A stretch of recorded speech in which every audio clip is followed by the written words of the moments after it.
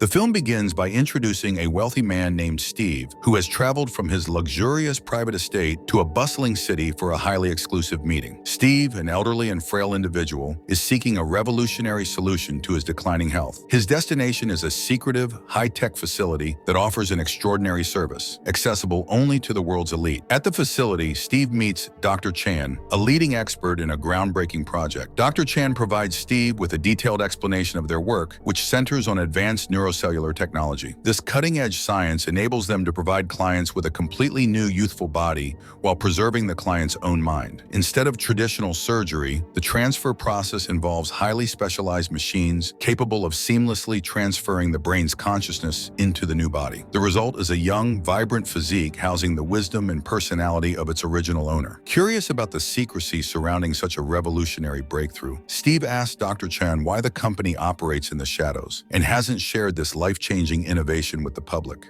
Dr. Chan explains that the process involves a high-stakes gamble with life and death. To gain a new life, another must be sacrificed. Steve listens intently, showing no hesitation or moral conflict with this revelation. Dr. Chan then leads Steve to a specialized chamber filled with advanced, futuristic machines. He elaborates that transferring one's consciousness into a new body requires more than just technology. It necessitates participating in a deadly game. Along with 9 other participants, Steve must compete in this life-and-death challenge. Only the survivor will receive the reward of a new youthful body. Dr. Chan further explains that a young mind cannot simply host another person's memories. For the transfer to succeed, the host mind must undergo a traumatic reset, creating the conditions necessary to accept the older memories. Steve, uneasy about the idea of violence, asks if there's an alternative, perhaps a strategic game like chess. Dr. Chan firmly replies that to truly embrace the vitality of youth, one must endure the physical and mental trials of the game. He adds that the other participants have already gathered and are waiting for him to begin. Steve pays an exorbitant sum for the procedure, solidifying his commitment. As preparations for the game are finalized, an assistant escorts him to a room displaying various potential bodies. After careful consideration, Steve selects one named Savin. Before the game begins, Dr. Chan personally oversees the final checks on the systems. Once everything is ready, each participant is secured to their designated machine and fitted with a specialized headpiece. Dr. Chan addresses them, announcing that for the next 10 hours, they will experience life in their newly assigned bodies. He then asks Steve to select the setting for the game. Steve opts for a remote desert area in Portugal. Moments later, Steve's consciousness awakens in the simulation. He finds himself in the desolate expanse of the Portuguese desert, inhabiting his chosen body. Soon, the other participants also awaken in their new forms, their minds fully integrated into the simulation. As Steve begins exploring the unfamiliar environment, he encounters a frightened young woman. The woman, visibly shaken, demands to know where she is and who Steve is. Steve calmly asks, "Don't you remember who you are?" She shakes her head, replying, "It feels like someone drugged me. I can't remember anything." Steve, feigning ignorance to keep up appearances, responds, "I don't know either. Maybe we need to figure out what's going on here together." As they converse, more participants begin to regain consciousness. Each person, now in a new body, stumbles into the open, bewildered and disoriented. They gather, exchanging questions in a futile attempt to piece together their circumstances. No one can recall their identity or how they ended up in this strange place. Tensions rise when one woman, overwhelmed by fear, becomes hostile. Distrustful of the others, she panics and attempts to flee. In her desperation, she lashes out and injures a young man who tries to stop her. As they venture further, the remaining players gradually come together. Now the group consists of 5 men and 5 women, all equally confused and disoriented.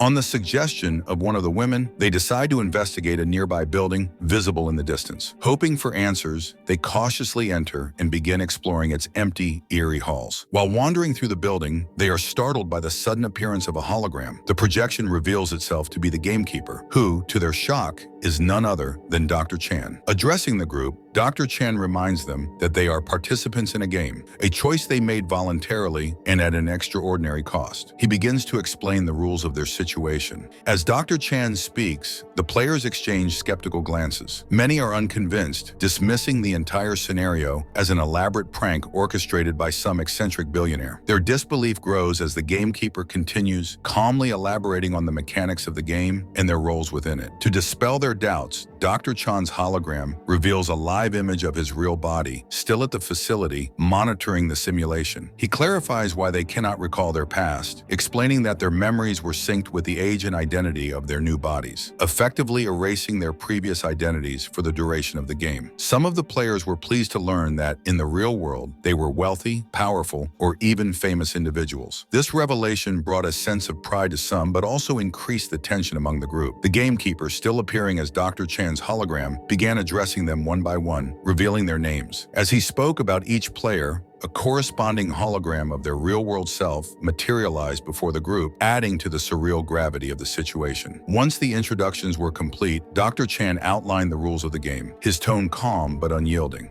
The first rule, he announced, is that only one of you will survive this game. At the end, there can only be one winner. He continued, the second rule, every hour, one player must die. If no one is eliminated within that time, the game itself will randomly select someone and kill them. As the players processed this horrifying condition, Dr. Chen revealed the third and most critical rule. Each time someone is killed, the surviving player must correctly identify the hologram of the person who has been eliminated. Failure to do so, or selecting the wrong hologram, will result in your immediate death. The group exchanged uneasy glances as the gamekeeper added another chilling detail. In the simulation, there are 5 men and 5 women. However, in the real world, there are 6 men and only 4 women. This means one of the women here is not who she appears to be. Dr. Chan's hologram moved closer, emphasizing the final warning. To survive, you must not reveal anything about your true self, your real-world identity, background, or any details that could expose you. Such information could make you a target and jeopardize your chances. With a final, ominous message of good luck, the hologram flickered and disappeared, leaving the players in silence, the weight of the deadly game settling heavily upon them. Steve, now inhabiting his younger body, steps closer to examine his hologram with a look of feigned curiosity. The other players watch him closely, their suspicion growing. One of them asks directly if the hologram is his. Steve quickly deflects, turning his attention away and claiming, "I'm just trying to figure out who everyone is. I don't remember anything about myself, just like the rest of you." Despite his explanation, the tension within the group intensifies. One of the players points an accusing finger at Steve, suggesting he might be behind the entire ordeal and controlling the game. Steve adamantly denies the accusation, but the suspicion lingers. After a heated exchange, the group agrees they need to find a way out of their confinement. They wander through the simulation until they reach a towering fence encircling the area.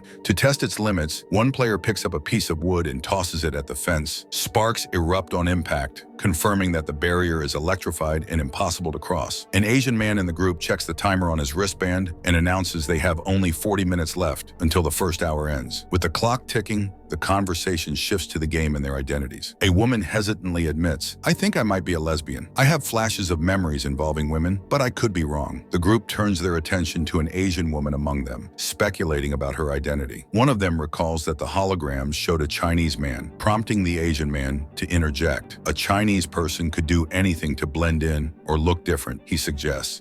It's entirely possible that the real-world Chinese man could appear completely different in this simulation. Steve, frustrated and uneasy, breaks his silence. "Whoever designed this game, they're manipulating us. They're playing us against each other, setting traps we can't even see. And worst of all, we have no idea what happens to us, or them, after someone dies." With only minutes remaining until the first hour ends, the group debates their next move. Most agree to head to the room with the holograms, believing it might offer clues or protection. However, Steve disagrees and suggests they should split up, arguing that sticking together could backfire. One of the players challenges him, warning, "If we separate, the game might choose someone at random to kill, and that someone could be you." Despite the risk, Steve is willing to take the chance. He separates himself from the group, but finds he's not entirely alone. Sarah, the girl he first encountered in the game, chooses to join him. As they walk, Sarah admits, "I can't bring myself to kill anyone. If the game takes me instead, so be it. But I won't take another life." Steve nods in agreement, replying, "Neither will I. We'll look out for each other, but we won't share anything about who we are in the real world. It's safer that way." The two form a quiet pact of mutual protection, determined to survive without betraying their morals or each other. Meanwhile, tensions escalate among the remaining group. Paranoia sets in as they begin to suspect one another of hiding secrets. A player starts gathering stones, fashioning them into makeshift weapons, while another begins practicing martial arts, sharpening their skills for the inevitable confrontations ahead. In another part of the compound, the Asian man began studying his hologram. His name, Lim Ming, was revealed, along with his real-world identity as a powerful Chinese politician. A satisfied grin spread across his face as he absorbed the details of his profile. Meanwhile, in a different area, the woman who had claimed to be a lesbian was walking with another female player, casually chatting about boys. Their conversation took a sudden turn when the other woman, piecing together her words, accused her. "You're not a lesbian, and you're not even a woman," she exclaimed. The accused, a black woman, smirked and responded calmly, using her knowledge of medical facts to explain things that a woman should typically know. Her companion hesitated,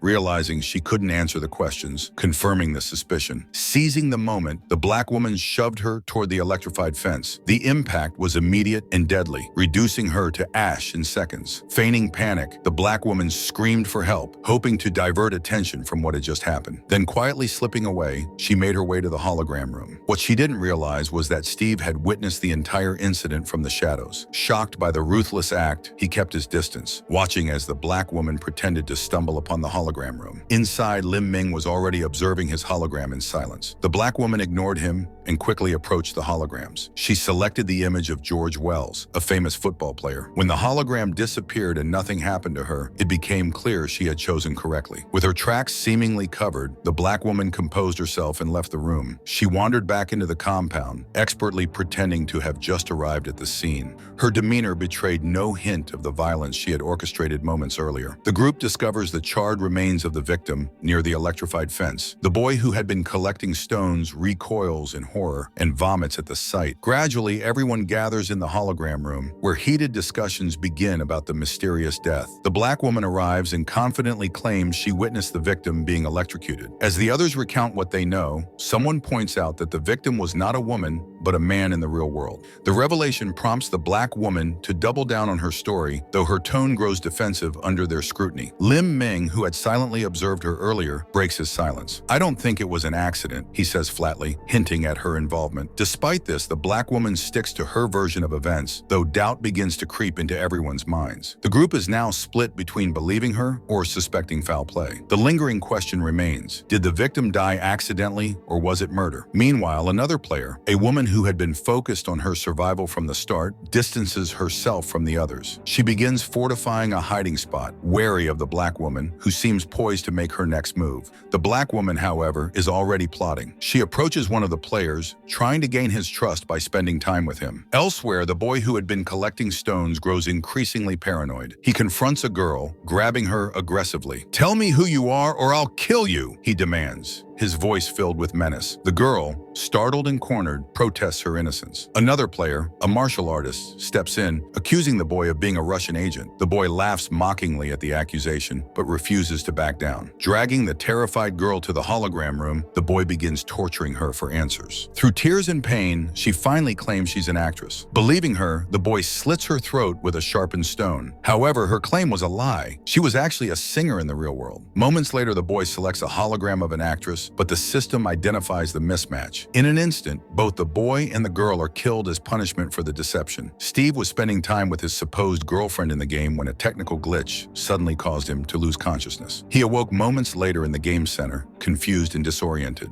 Dr. Chan greeted him, apologizing for the system error and assuring him he would be reinserted into the game shortly. Before being sent back, Steve hesitantly asked, "Is all of this really happening?" Dr. Chan gave a cryptic reply, "You'll find out soon enough," and sent him back into the simulation. Upon returning, Steve's girlfriend began to change, revealing her true, sinister form. Without warning, she launched a violent attack against him. Steve, still groggy and disoriented, tried to defend himself but was repeatedly struck by her relentless blows. As he fought back, he realized she may have discovered his true identity while he was mumbling in his sleep. In a desperate move, Steve grabbed a nearby stick and struck her in the eye. Staggering from the impact, she lost her footing and fell into a deep well, ending her life in the game. Elsewhere, the black woman launched an attack on the crazy girl, Maria, but failed to eliminate her. Meanwhile, Steve headed to the hologram room. With careful deliberation, he touched the hologram of the actress. His guess was correct, and the hologram vanished. As he exited the room, He ran into the black woman. Steve stared her down and said coldly, "I know who you are and what you did to that girl. Your turn is next." The black woman, visibly shaken, watched him leave. Moments later, Lim Ming approached her, pressing her for answers about the player Steve had mentioned. When she refused to cooperate, Lim struck her, knocking her down. As he searched for her hologram, he discovered it was missing, further fueling his suspicion. Two other players who had yet to kill anyone approached Lim and accused Steve of being the one responsible. Confused and uncertain, Lim agonized over what to do. After much deliberation, he made his choice and selected the correct hologram. It was Maria, the crazy girl. Now only 5 players remained, 4 men and 1 woman. Steve later crossed paths with Maria, who had narrowly survived the black woman's earlier attack. She confronted him, persistent and curious. "What happened to your girlfriend?" she asked. Steve, reluctant to share, finally admitted, "I killed her to save my own life." Maria, undeterred, laughed nervously and said, "If this really is like a video game, shouldn't we get some kind of bonus? A weapon, or at least a safe zone?" Steve ignored her suggestion, brushing past her and continuing on, his focus solely on surviving the deadly game. As Steve and Maria continue through the compound, they come across Lim Ming, who is precariously climbing a tree in an attempt to escape. He's trying to scale over the electrified fence, unaware of the danger. Realizing the risk, Steve quickly intervenes, throwing a rock into the air above the fence. When the rock sparks violently on contact, Lim understands and climbs down to safety, narrowly avoiding a fatal mistake. Moments later, the other 2 players arrive. Lim, grateful for Steve's actions, declares, "Steve saved my life. Maybe he's one of those humanitarians who devote themselves to helping others." The compliment, however, plants a seed of suspicion among the others. They begin to discuss a plan to eliminate Steve, convinced his altruism might be a strategy to outwit them. But Steve, ever resourceful, challenges their reasoning. "If you kill me, which of you will touch my hologram? What if it's a trap? It's better to wait until the next hour is up and let the game choose someone automatically." Reluctantly, they agree, and the group settles by a swimming pool to wait for the hour to pass. Just as the hour is nearing its end, Maria suddenly revives briefly, her hologram reappearing. Moments later, her hologram is automatically selected by the game, resulting in her elimination. The group is left puzzled. No one understands why the game chose Maria or why no one else died. Unbeknownst to them, Maria's brief revival triggered the system, marking her as the next to be eliminated. With her gone, the countdown resets, giving the remaining players another hour to act. Meanwhile, Lim begins pursuing a mysterious woman, eventually discovering she is a princess. He corners her, ready to kill, but the princess pulls out a gun and points it at him. Shocked, Lim demands, "Where did you get that?" The princess smirks, "I've been searching for bonuses in this game from the beginning. That's how I found this gun." She fires a shot into Lim's leg, incapacitating him. "Tell me your real name," she demands, but Lim refuses to answer, his resolve unbroken. Furious, the princess leaves him and sets her sights on Steve.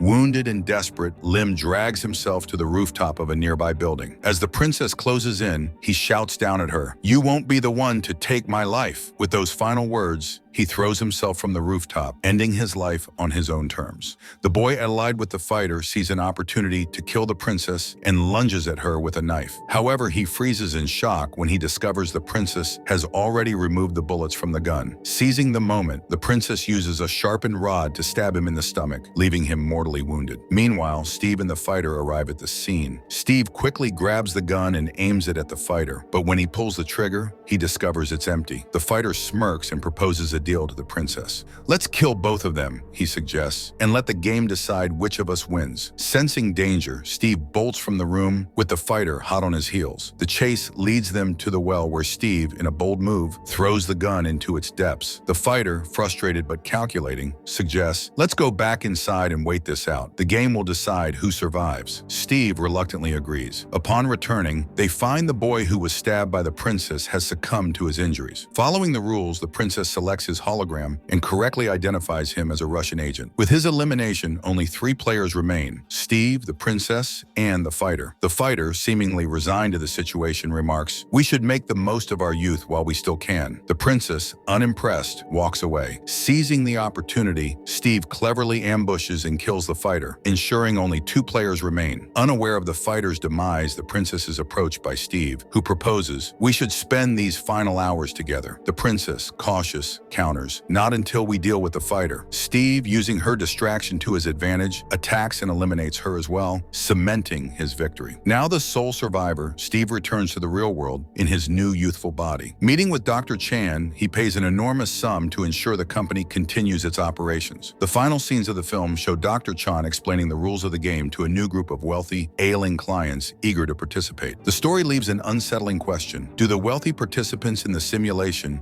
die in the real world when they are eliminated in the game? The film closes with the sobering moral. In a world driven by power and wealth, the rich will go to any lengths to achieve their desires, no matter the cost.